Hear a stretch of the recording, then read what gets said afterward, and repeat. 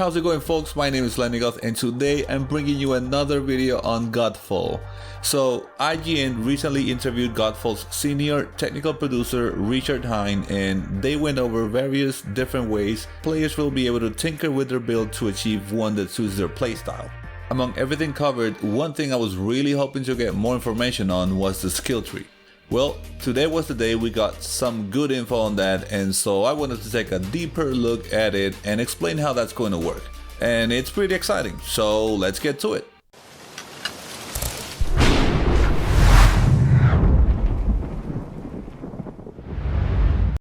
Before moving on, I want to credit IGN for some of the footage and for their interview with Richard Hine. I'll leave a link to the original post down in the description in case you want to check that out. Okay, so the skill tree for Godfall. What did we know about it already? Well, we knew it was a grid-based system. We knew we will be earning skill points as we level up, and we'll use those points to unlock skills in the grid. We also knew the skill grid doesn't include any skills that tie directly to any particular weapon type.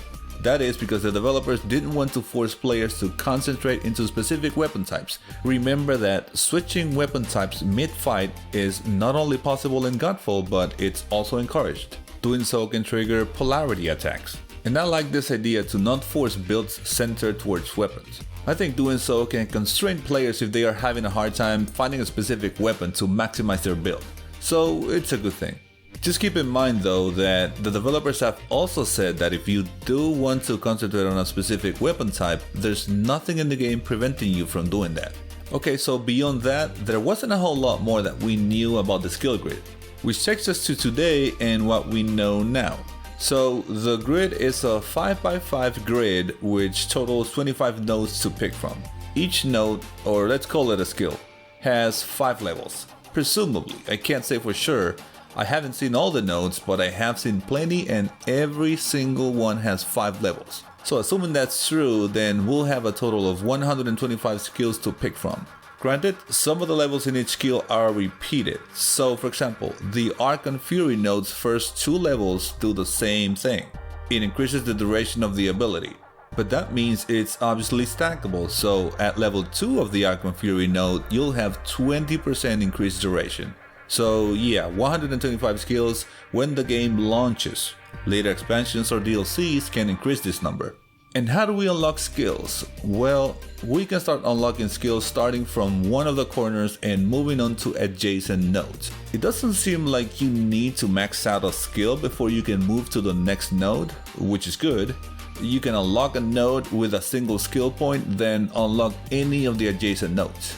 From the footage, it sort of looked like you'd also be able to start unlocking nodes starting from the center node, which is the Arc and Fury node, but after looking at some screenshots, I no longer think that's the case. Another thing we'll learn is that players will be able to switch the skills around at any time, and this is obviously good.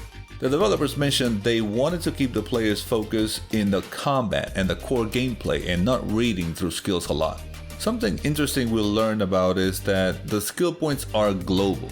Once a skill point is obtained with one Valor plate, it's also available for all other Valor plates. This means that if you get to unlock, say, 10 skills with your first Valor plate, then upon switching to a new Valor plate, you don't need to mess around with the skill grid if you don't want to. If you don't want to. That last piece is key here, so let's talk a bit more on that. So I can see how while we're going through the campaign, this is a good thing. But once we reach the endgame content, this actually can be a bit of a problem. Valor plates are designed to have some sort of specialization or roles. One Valor plate may be best suited for DPS, another for tanking, etc. So say for example, you're playing alone with a DPS-centric Valor plate. Then a few of your buddies invite you to a game, or for any other reason, you decide to change to a tanky Valor plate. I'm pretty sure the skills you had active with the DPS Valor plate are not going to be optimal for the tanky Valor plate. So with that in mind, I do hope that we have the ability to store builds somehow. Otherwise, I can see this being a pain to switch Valor plates once we're in the endgame content. Besides that negative point, I'm pretty excited about the skill grid and look forward to messing around with it. The skill tree alone doesn't give the game a lot of depth, but when you combine it with all the other systems that are in place, I think there's gonna be enough to do and enough to play around for the majority of the players. Alright folks, so that's what I have for you today. Thanks a lot for watching. I hope you have a wonderful day and I'll see you on the next one.